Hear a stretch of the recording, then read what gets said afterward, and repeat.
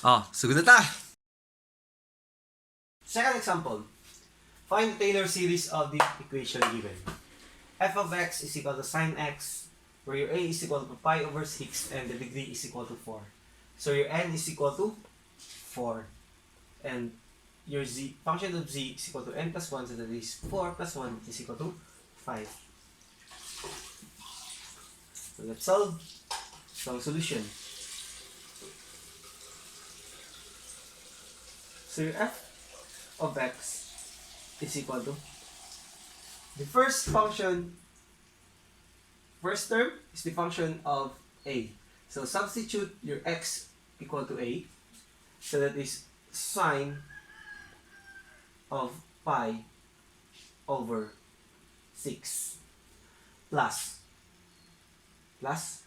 for the second term you have the first derivative of the function in terms of a over 1 factorial times x minus a. Given that your function, your f of x is equal to sine x, so your f prime of x is equal to cosine x. The derivative of sine x is equal to cosine x. Cosine x. So, your f prime of a is equal to cosine pi over 6. This is your f prime of a, that is cosine pi over 6 over 1 factorial times x minus a, which is pi over 6 pi over 6 plus. For the third term, we have the second degree. So the second derivative of your function over 2 factorial times x minus a raised to 2. So you have f double prime of x is equal to the derivative of cosine x is equal to negative sine x. So your f double prime of x is equal to negative, this is f double prime of a, that is negative sine pi over 6, where a is always equal to pi over 6.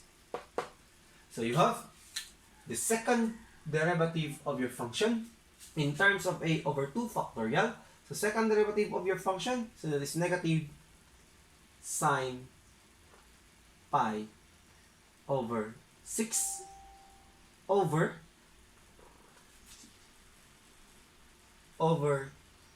2 factorial times x minus pi over 6 quantity squared plus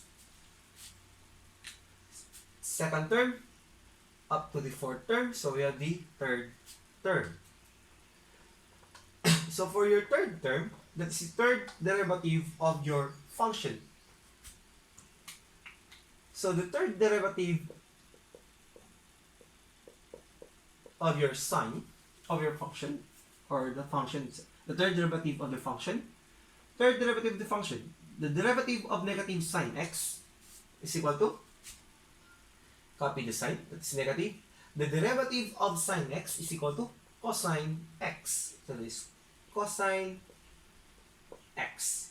So your f triple prime of a is equal to negative cosine pi over 6. So you have plus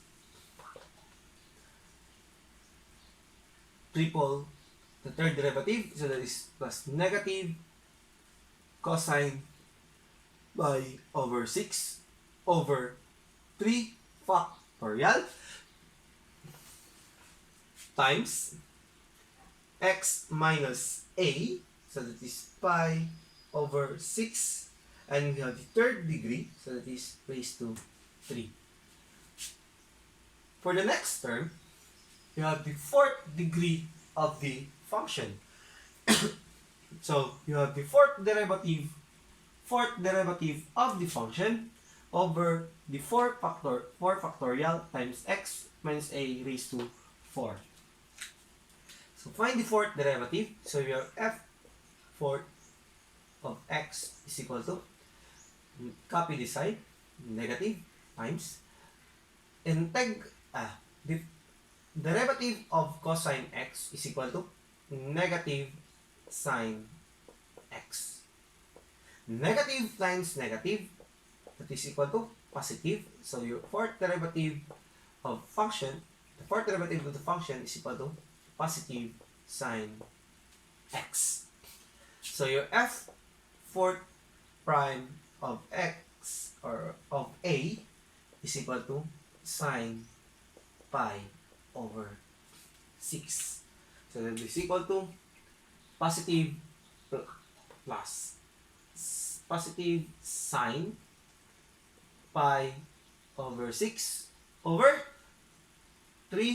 4, that is 4 factorial times x minus pi over 6 raised to 4. For the remainder, plus the, don't forget the remainder. So for the remainder, plus 1 is equal to 5. So therefore, that is the fifth derivative of the function in terms of z.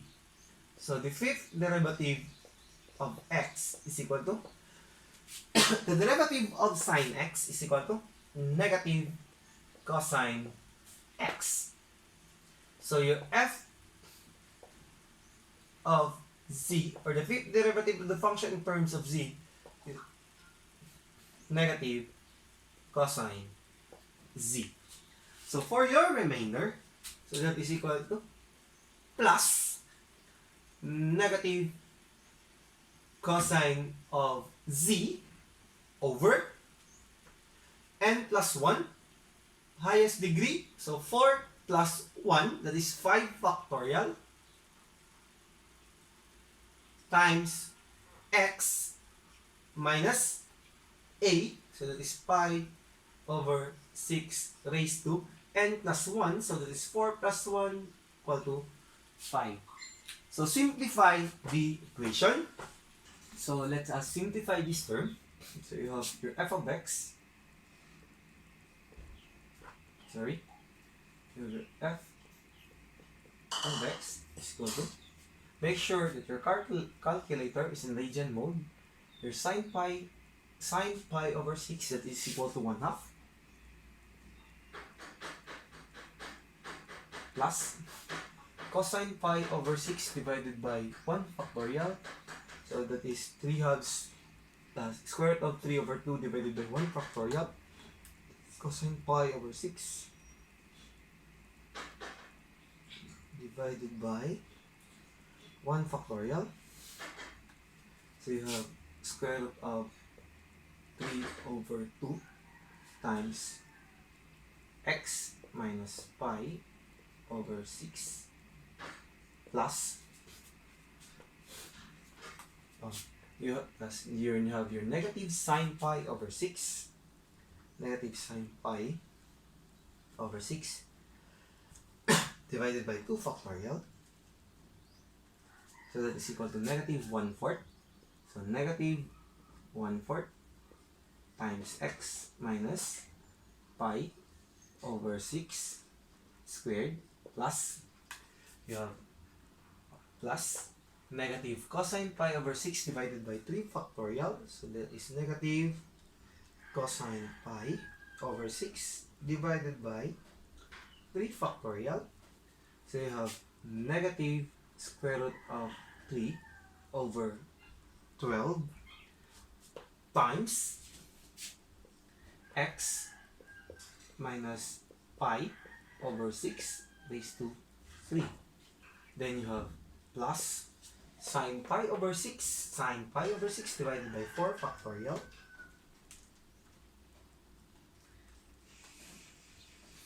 that is 1 over 48 times x minus pi over 6 raised to 4 plus you have negative times positive, so this will be negative cosine z 5 factorial is equal to 120 times x minus pi over 6 raised to 5. So this would be your Taylor series.